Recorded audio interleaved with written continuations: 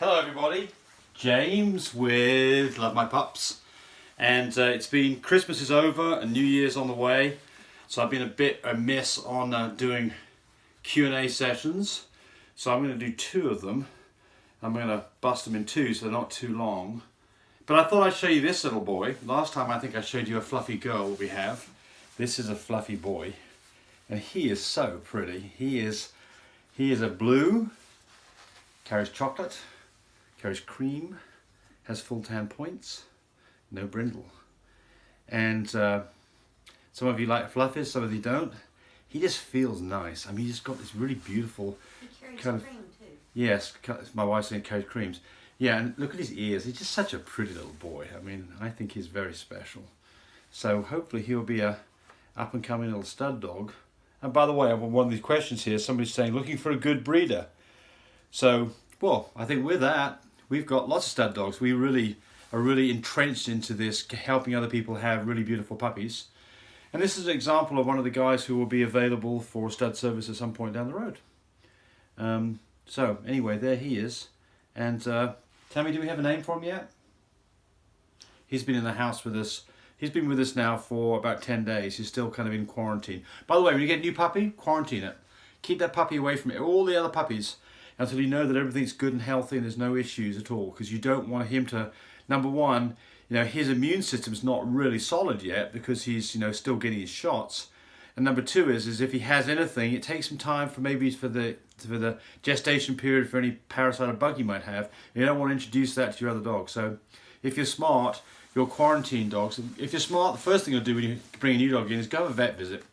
Most contracts for most puppies are going to require you to do that. Go have a vet visit, make sure there's no issues, and then keep them away from everything else for the first couple of weeks. I mean, I wouldn't take a puppy this age. This guy is about 10 weeks old. I wouldn't take him to Pet Safe, Pet Smart, out to the park, none of those things where other dogs are running around, until he's got full immunity at 6 months. And certainly for the first couple of weeks, keep him away from everybody else. Hey Tammy, can you grab this guy please? So, okay, we're going to put him down. He's going to go do his own thing. See you, buddy. And let's go over some Q&As. Come here, baby. Okay. So, hey, we're My Breeder Supply and Love My Pups. Do the puppies stay in the incubator the whole time while not feeding, and how long would you do this? This is my first letter. She's talking about our incubator right here. And so she's having puppies and she wants to know how long those puppies should be in the incubator. And the answer to this is people use this in different ways. We use this for any time we go to the vet. Puppies come to the vet from the vet in this. Puppies are born, go into this. So that's the first place. Puppies that are newborns that are, a few hours old, they're in the incubator before they're introduced to mum. Then we use our whelping system, our heated perimeter whelping system. The puppies are with mum 24/7 for the first 3 weeks in that environment, and they only go into the incubator if we've got to take mum away for an extended period because she needs to go outside and play for half an hour. We've got to take the puppy to the vet, or if you have a really small or sick puppy, it might stay in the incubator for a long time.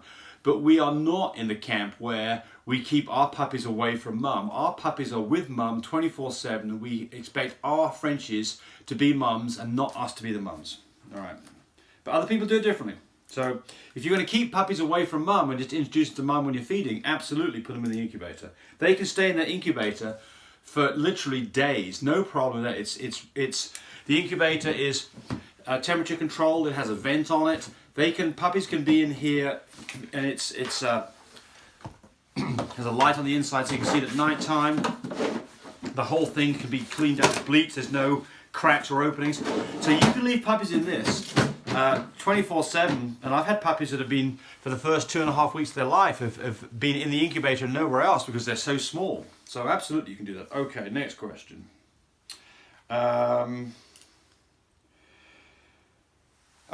Swimmer. Talking about swimmers, I had a video on swimmer puppies where you tape their legs up because they're getting flat chests and not getting up in their legs.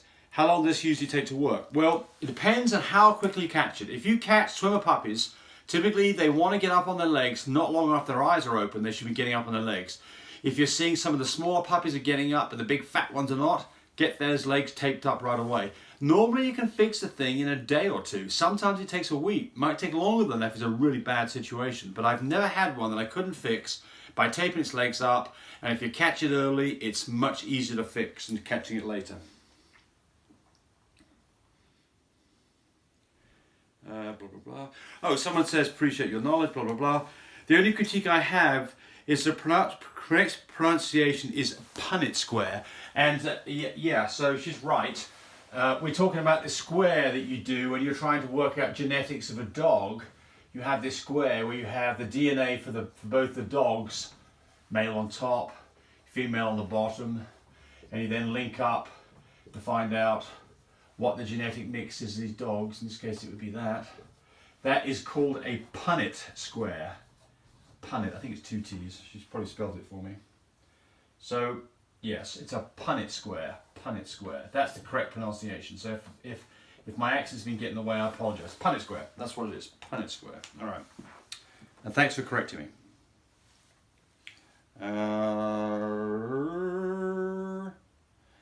Someone's asking how much for my puppies. Go to my website, www.lovemypups.com. If you want to see some more stuff about me, some of my videos, then that is the place to find us. Lovemypups.com. I'm not going to start talking prices on this YouTube video, but there's lots of videos and pictures of puppies. And of course, call us up, ask us questions, FaceTime us, be safe, don't get scammed. But they're there to look at. Someone else interested in the puppy, same thing, go to our website. Quick question, how can I get a copy of my French's coat? Does the AKC do this or the vet? So the confusion here is that you have lots of dogs will have an AKC DNA profile on their pedigree, and people think that's to do with their coat colour. It's not. That DNA is for parentage. That makes sure that your dog is a purebred dog, and it is the offspring of all of those dogs in the pedigree behind it.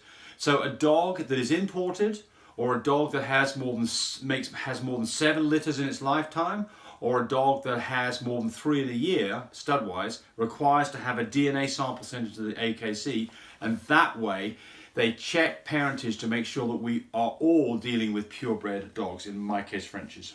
So where do you get the coat colour? You have to go send it off to a place like UC Davis. I use Animal Genetics out of Tallahassee, Florida.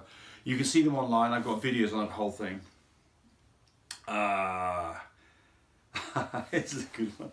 Honestly, your videos would be better if neither of you talked.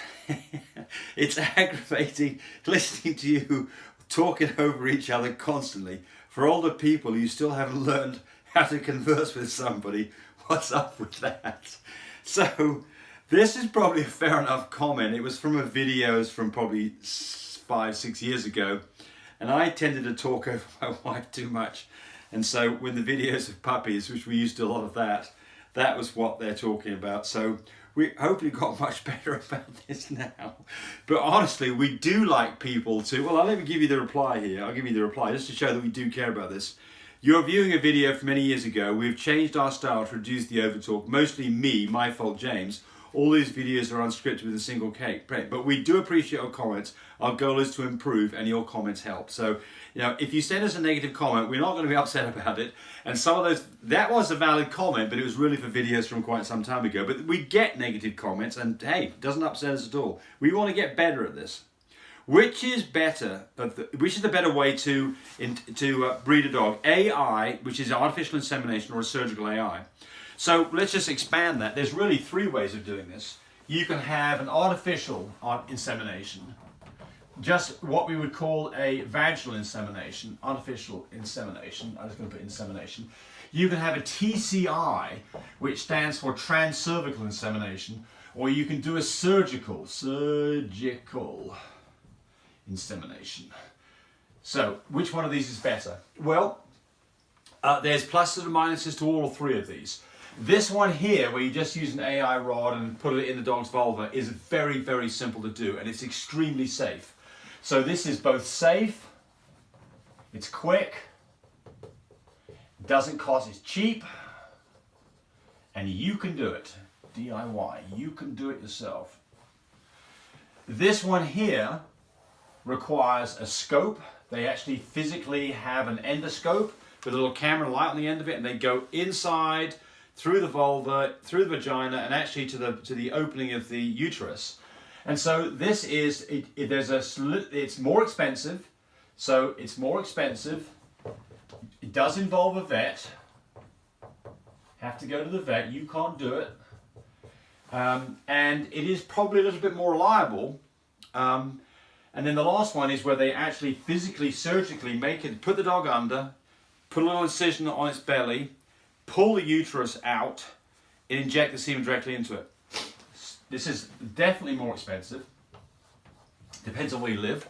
Might be anywhere from a couple of $100 to $1,000. There is absolutely a place to be doing this. For instance, if you're doing frozen semen, if you've got frozen semen, you absolutely are going to be doing this. This is really the only way with frozen semen. I don't deal with frozen semen. I'm always chilled semen, and that's a whole nother video. But basically, frozen semen surgical, yes. The other thing about surgical is you save a day on when you should have AI'd, because the semen doesn't have to travel all the way up the vaginal canal to get to the uterus. That has been immediately put into the uterus. You do this a day later. So if you're in a situation where you've got a progesterone level that's 20 or more, then definitely this is a good choice. If you've got a number that's 15 progesterone level, then you're doing an artificial. And what I like to do is to do 2 artificials. So the question here is, I think, which is better? 2 artificial regular inseminations, or 1 surgical, or 1 trans TCI? And I've never seen any reliable information, and honestly I should have this information because I do so much of this and I should have been keeping all this data. I suspect the 2 artificial inseminations are better than a single surgical. And the reason I think that that's probably better is that timing is the biggest thing that you can get messed up. And if you do 2 inseminations 2 days apart, you have a bigger window of opportunity. So I personally like 2 vaginals 2 days apart versus a single surgical, but they both have their place. All right, long-winded answer to that one. Sorry about that. What age do you recommend to breed your female dog? Quick answer is at least a year old, preferably the second heat. Can you do a video on cryptochidism? This is where a dog has 1 or no testicles. I have done a video on that, but basically the quick answer on this is if the dog is 6 months or older and doesn't have a descending testy, if both the testes have not descended, don't use it as a stud dog. Do surgery to neuter the dog. If you don't, the dog has a better chance, has a much greater chance of developing testicular cancer.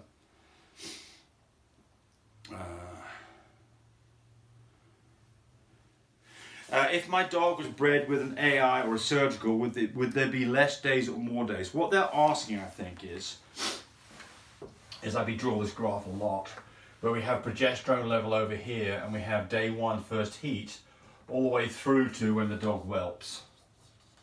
And I think the question is, if you do an AI, then the length of time to whelp is typically 61 days. If you do a surgical AI, you do a little bit later with a surgical AI, so now it's about 60 days to whelp. That's what I think they're asking about. The answer to this really is none of this really matters that much, because this is just an approximation on whelp. You should not be scheduling, in my opinion, a whelp based on when you AI'd or surgically AI'd a dog. It gives you a window where you should be thinking about going to the vet for a C-section. And I've got a whole video on that, so I'm just not going to put great detail here. But suffice to say, I don't like, personally, the comment when somebody says, oh yeah, we AI'd on the first, I've got an AI schedule, I've got a scheduled date for my C-section 61 days later or something. I don't like that answer personally. I think it's just a window. Okay. Oh, hi James. I was wondering if goat's milk is better for newborn puppies than mum's milk. Well, so the first thing is that you can get in this situation where mum's milk's not coming very well, especially the first day after a C-section. It tends to be worse for C-sections than for natural delivery. So the milk's not coming very good. And that's the first situation. Obviously, puppies have got to be fed. You can't give them regular dog food. They've got to have milk. So what do? Well, the answer is you do not give them cow's milk. It's not as digestible and it'll give them diarrhea. So it's not digestible. So you should absolutely be doing one of two things. What we do is we give powdered goat's milk. Goat's milk is what we use. And this is available in a powdered form. You can buy it condensed in cans. You can buy it raw. All of those are fine. You can buy a puppy replacer, a milk replacer for puppies. And that actually is goat's milk. It's the same stuff, it's goat's milk. So this stuff like Isabella, I believe is a brand name. These are all exactly the same thing. They're all goat's milk.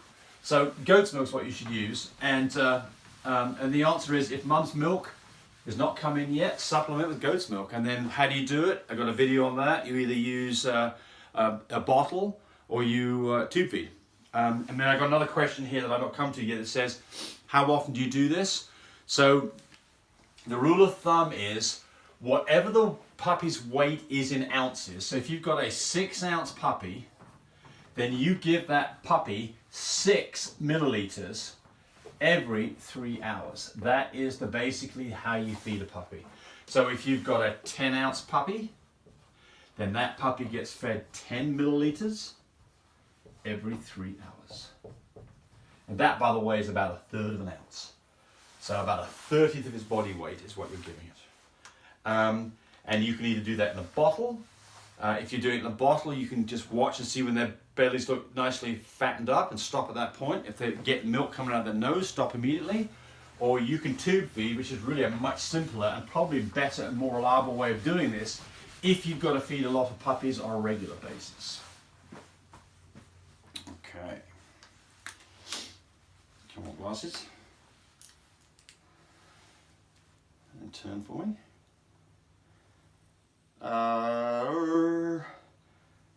Someone said here, Tammy, she's in her prime for breeding. That's my wife. Ha ha ha.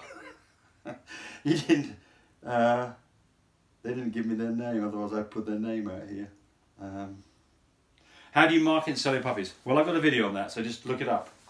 So I've got all kinds of tips on how you should be going about marketing puppies. One of the biggest things that I think people make mistakes of is they don't get good pictures and they don't use videos. Videos give you so much more information about a puppy. If you see a video of, if you just see a single picture of a dog, a single picture doesn't cut it for me. You know, you absolutely want to see a video, because a video you can see the puppies running around, you can see how they walk, you can see them from different angles, you can see how their behavior is, you can see how they get on with other puppies, you can see the people who, you know, how do they look after them. You know, there's just a ton of information in a video, and a picture. To get a good picture, you've got to take 100 pictures to get 1 or 2 good ones, and the reason for that is that, you know, it's hard to take good pictures. So absolutely do videos. What is the latest that you've ever seen a Frenchie have her first heat? My bitch is 30 months old and has not had her first heat. Is she worth breeding? Oh no, you haven't have a problem at all here. I mean, some dogs will go in as early as 6 months, which is very early. Most dogs will go in heat their first time between 8 months and a year. They'll have their next heat typically 4 to 6 months after that. So it's not uncommon at all that a dog can be, you know, a year and a half, a year and 3 months before you see its first heat. So do not get anxious about this. Do not think that this is, just because she's a bit late, that this is a problem. It's absolutely not. There's lots of people who'd say you shouldn't breed a dog anyway till it's a year and a half to 2 years old. I'm in a camp that you can breed a dog when it's a year old. I've never had a problem doing this. But my point here is don't get worried about this. But if you've got a dog that's a year and a half old and it hasn't come into heat, it may be having silent heats. And so how do you find out about that? Well, one way is you take a Q-tip, stick a Q-tip up the dog's vulva every week and just check for colour. See any blood in there? It's probably a silent heat. So you can keep an eye on that. This person has a puppy that has swimmer puppy, so he's got these legs that don't move properly. It's laying on its chest, but it's only got one leg. What do I do? Well, the answer is you tape both the legs together. Just tape both those back legs together, and if you've got one that's off the side, the other leg will pull it in. Tape them both up. Is it normal, my French Bulldog, to have a yellowish green mucus? She's been bred 2 weeks ago and her vagina is still swelling. So it's very common for a dog to have a discharge, a bloody discharge, quite some time after, you know, it's been bred. So normally most dogs are bred between day 11 and 13. you can have bloody discharge for another week or two. So some dogs will have a whole month for the heat process, and it looks like a murder scene. Some dogs don't hardly bleed at all, or they dry up about the time that they ovulate. But the green discharge does concern me, because the problem here is this could be pyometria. This could be a urinary tract infection, or worse yet, pyometria, which is an infection of pus-filled uterus. And specifically, the issue here is that you've taken a foreign body, sperm, and you've put that inside a dog's sterile area, its uterus, and it's got infection. So what do? There's 3 things that I do in a situation like this. Sniff test. It sounds crude, but sniff the dog's back end. If it smells pretty yucky, not poop smell, but more of a, well, not a poop smell, but a bad smell, that's something to be concerned about. Take the dog's temperature. You got a dog's temperature that's above 101.6, go to the vet, probably need some antibiotics. Got a discharge that's not going away, go to the vet. Got a dog that's lethargic and not wanting to get or move around, that may just be morning sickness, but if you're not sure, go to the vet. You do not want to mess around with pyometria. If you've got pyometria or a UTI, it's time for antibiotics to get that taken care of before you have to have that dog spayed, or lose the dog. So don't muck around with that. I use Flow Preemie Nipples for humans. I haven't had any issues. I like this idea. I didn't know about those, but I guess what I've been recommending for people is a 1 to 3 month old nipple, but you can get a preemie nipple that is smaller and doesn't flow as well, so you don't flood a puppy. I need to check that out. That's a good piece of information there. That's from Laff Owens. Thank you.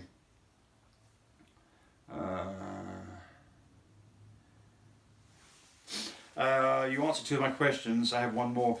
If you do an AI too early or too late, is it possible to still get the dog pregnant, and what will the outcome be? Well, I mean, if you just think about this empirically, this is a timeline from the beginning of heat to out of heat. And in most dogs, that is typically about 1 to 13 days, right? And in most dogs, the optimum time to breed that dog is at day 11, right? Well, it's obvious if you breed the dog here at day 3, you're not going to get a pregnant dog. And if you breed this dog at day 15, you're not going to get a pregnant dog. That we know. So what happens, do you think, the closer you get to the we're going to pretend in this case the optimum time is day 11. What happens? Well, if you go late, that's the worst thing you can do. If you go late, more than a couple of days, you're probably going to have a small litter or no litter. The further be a day out won't make any difference. Get to be 2, 3, 4, 5, 6 days out, you'll get smaller and smaller litters, and you won't get any litter at all.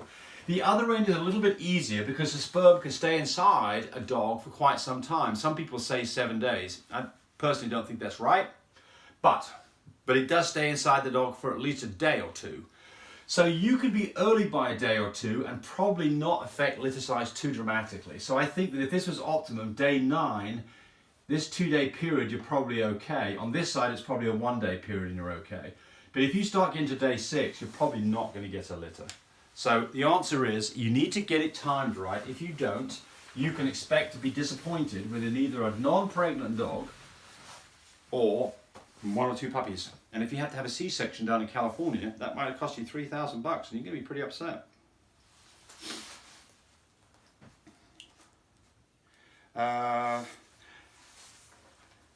So somebody wants to know, how do you know that your female got pregnant? Well, there's the obvious answer that it has puppies.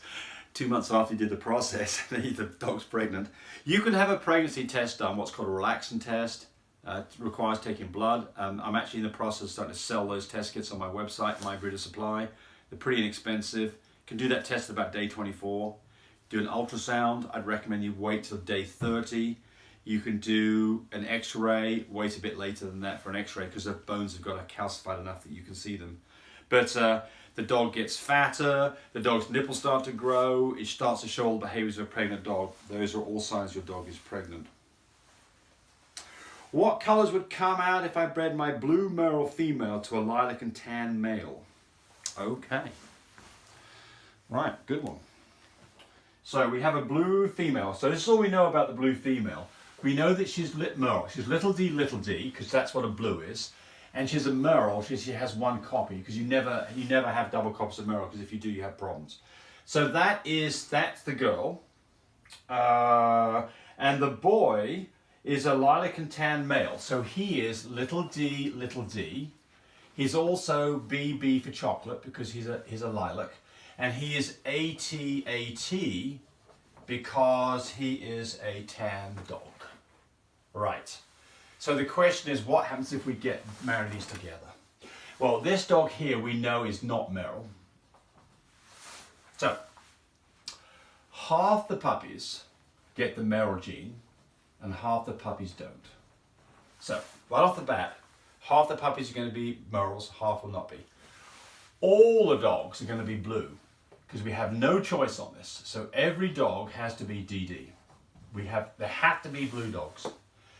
We were not told that this dog was chocolate, so we assume it's not. So every dog has a copy of chocolate. B for brown, has a copy of chocolate. It doesn't look chocolate, it doesn't have red eye glare, has a copy of chocolate. And we're assuming this dog has not got tan points, which probably means it's AYAY. So then every dog is AYAT. So every dog carries tan points, every dog carries chocolate, every dog is blue, and half of them are Merles and half are not. So half blues, half Merles. Everybody carries chocolate, everybody carries a copy of tan points. If this dog has tan points, almost certain does not have the lilac boy, doesn't have brindle. We weren't told about this girl. If you've got a copy of brindle present, it's going to wipe out any evidence of tan points. If it doesn't have Merle, a single copy of tan points will show to a degree. How do you know it's yeast in the ears other than smell? So, the answer on this is that dogs, especially Frenchies with their big long ears and their deep canals, can get ear infections. It's not common. The sign you'll typically see is a dog is continuously doing this, or it's got ears that are getting bloody or scabbed up or raw. And you put a Q-tip down in there, and first thing is clean your dog's ears on a regular basis. If you bathe your dog, especially Frenchies, put some cotton balls in there, stop water getting in there. Clean them out regularly with a Q-tip, and you've got to look at it under. I had a video that I just did on microscopes. I didn't talk about this, but that's one of the things that a microscope is very useful for, is to go look at these things under a microscope, because if they've got ear mites, you will see things moving around under the microscope. If they've got yeast, you will not. And it's a different treatment depending on which one you've got. One requires antibiotics, the other one doesn't.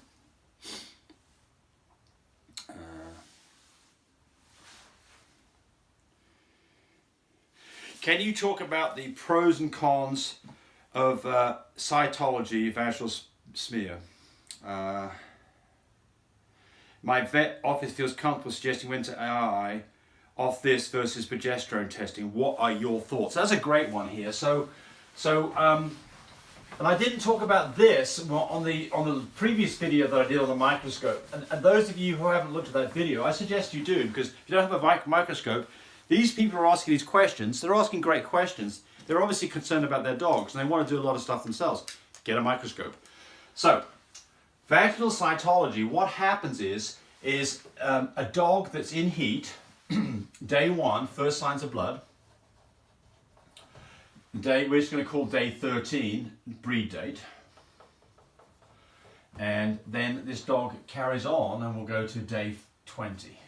So what happens? What you do is you take a Q-tip and you stick it up the dog's vulva at an angle, and then you rotate that Q-tip around, pull it back out, and then you take a microscope slide and you roll it out on a microscope slide, and you stain it with some stain. You look at it under a microscope, and what do you see? So the answer is the beginning stages, what you see are more oval looking cells with a central nucleus. Now you'll see other things in there. You'll see red blood cells and other things in the field of view, but basically you'll see a whole bunch of these, and I call them fried eggs. What will happen is when the dog is ready to be bred, they will look more like cornflakes with the kind of irregular edges, more like that, and they will not have a central area at all. And they may be folded up on each other, so they won't all look like this. They might look like tacos that are folded up, but basically you will not see this central area. So what you see is a change over this 5, 6, 8 day period, going from this fried egg with a central nucleus to some of these, both of these being present. You'll see, you know, some fried eggs and some what we call cornified, cornflakes cornified. And when that dog is ready, you'll be 100% cornified. I do a lot of this. I do this on my first tests on a dog because it's so quick and simple and cheap. With my microscope, I can literally look at a dog in about a minute and know approximately where I am in here. I do not like it for this area right here. It's too unreliable for me. And I've been doing this a lot. And so, you know, it used to be that that's all we had, or we'd do things like LH surge tests. We didn't have progesterone testing, so we'd rely on this vaginal cytology. But to me, and I've done a lot of this, it is difficult to know exactly where you are in this region. By the way, when you go out the other side of this, it changes completely back to some fairly small looking structure with central dots. And so you can actually tell when you're past the point you could have bred the dog. It's pretty useful for that. And it's actually pretty useful for timing when you're going to whelp off when there's abrupt changes. But to kind of reiterate, I'm not crazy about vaginal cytology to try to zero in on the exact day of breeding. I like a progesterone number. I want to see a progesterone number of 15. That is the thing I want to see. That's what I want to see. But you could certainly use this for the first part. And it's something you could absolutely be doing yourself and saving yourself hundreds of dollars for some people. Some people have 4 or 5 tests at $150 a piece. And they might have $500 worth of testing just to get up this point, and they only needed 1 test at the very end.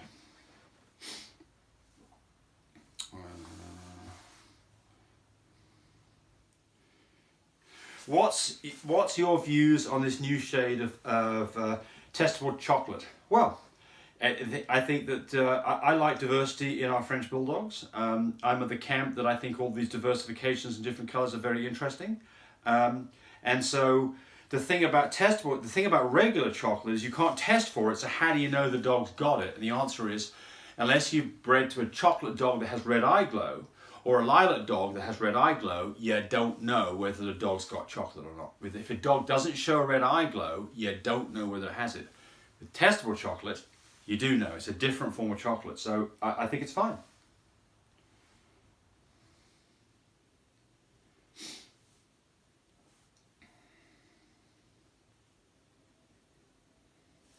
Someone's asking about conjunctivitis and eyes, creams without a prescription. I don't know. If you've got conjunctivitis, I think you need some kind of antibiotic ointment. That's what I've got. I mean, I've got some that the doc gave me some time ago, and I just keep that in the fridge, and that's what I use. I couldn't even tell you what the brand name of it is, but I don't think you're going to get that over the counter.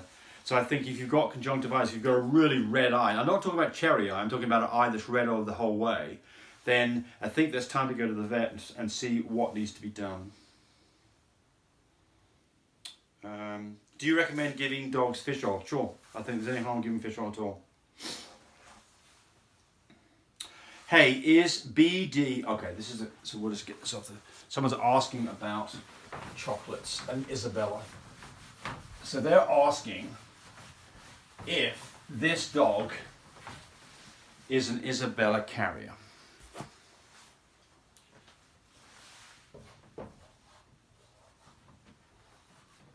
That's what they gave me.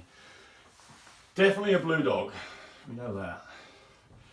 Okay, so what they're asking here, if this comes back from a test with a little... Sorry, I've drawn this wrong. That's not the way they asked it. Get it right. Little big B, little B. All right. So what they're saying is that this came back from a test with a little b. So they had a genetics test sent off, and it came back with a little b. That is testable chocolate. That is testable chocolate.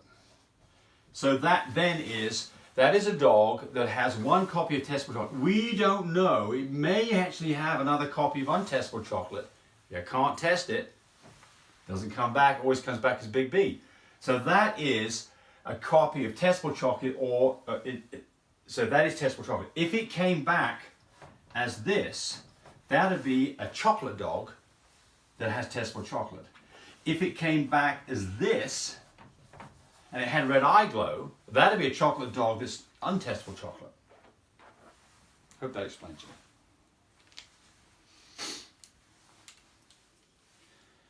think I'll be at the point where I need to shut this down.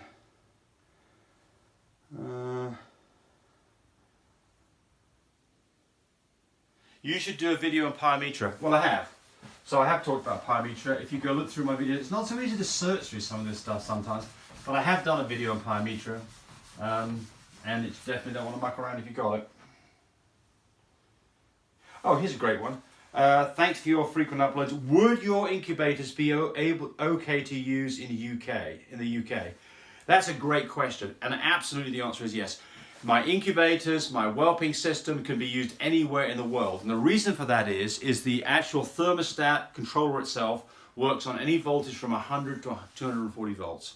And so the incubators, right off the bat, we just provide you with a different adapter that goes on the end of the power cable so that you can use it in your country, whether that's Australia, England, Philippines, wherever it is. Just let me know what country it is and we will get you the appropriate adapter.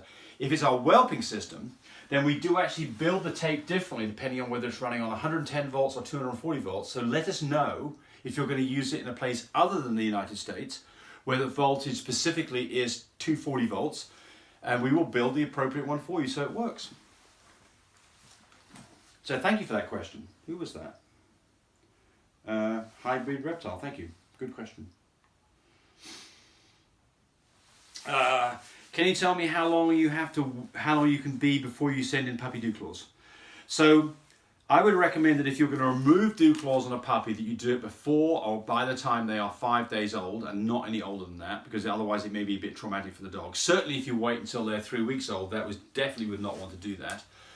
If you've got a dog that's 3 weeks old or a year old, there's other ways that you can do this. You can clip a nail short on older dogs to make it bleed, soak that up into a Q-tip and send that off. Or you can prick their pad with a needle and make it bleed a little bit and connect that on a Q-tip and send that off.